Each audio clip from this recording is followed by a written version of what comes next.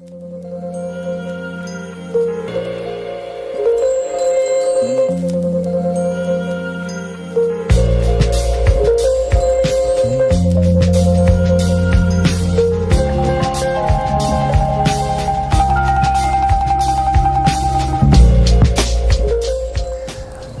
I'm Derek Dorstein, co-founder and CTO of Alta Motors.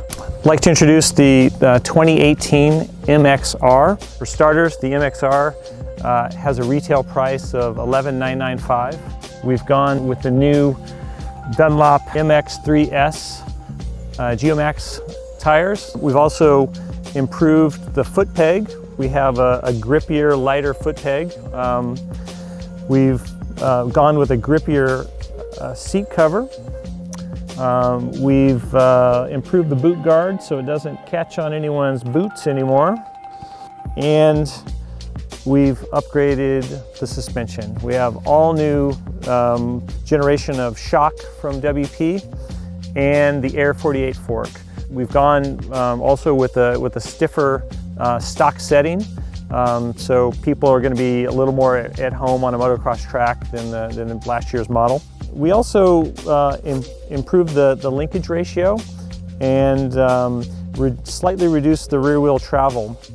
And this is allowing us more adjustability in the suspension, and we're running a lighter spring rate, giving the customers more adjustability in spring rate choice. The real big change in this bike is that we've redone the battery and made a big jump there. We've gone from last year's 40 horsepower to 50 horsepower at the rear wheel on the 2018 MXR. We've also made some tweaks to the firmware, to the maps.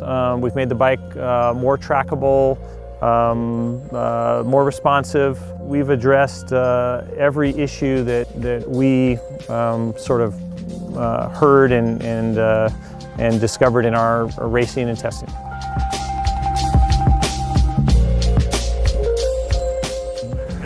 Hey everybody, this is Pat Foster with TransWorld. We're out at Paris today for the 2018 introduction of the Alta REDSHIFT MXR. This bike, man, I was comfortable on it right away. It feels very comparable to riding the new KTM or the new Husky. The suspension is so much more substantial, so much more conducive to riding aggressively, hitting some bigger jumps. You're not bottoming, you're not wallowing as you're entering the corners. Man, this is one of the best cornering bikes I've ever ridden. This bike is much more precise, and it goes exactly where you point it, no extra movement. Man, it was just a pleasure to ride. Again, we've got 4 maps on this bike. 1 is very smooth and very docile. 2 and 3 are both 250F modeled maps. It's very comparable to riding a 250F. 3 is a little bit more aggressive than 2. And then as you get into map 4, now this thing is super responsive, a ton of torque to the rear wheel very quickly.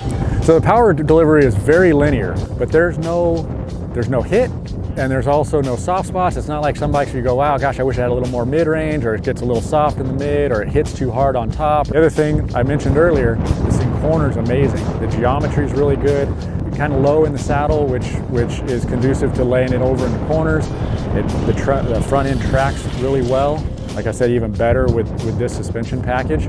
Also, the power comes on, and it's so smooth that you just roll on a little bit. I mean, you just have any power on at all, and the bike just stays down in the ruts. This thing cannot stall, so you don't have to worry about having your clutch in and worrying about if you're going to stall the bike as you're on the brakes hard. Now you're worried about picking your lines. You can focus a lot more on just flowing with the bike.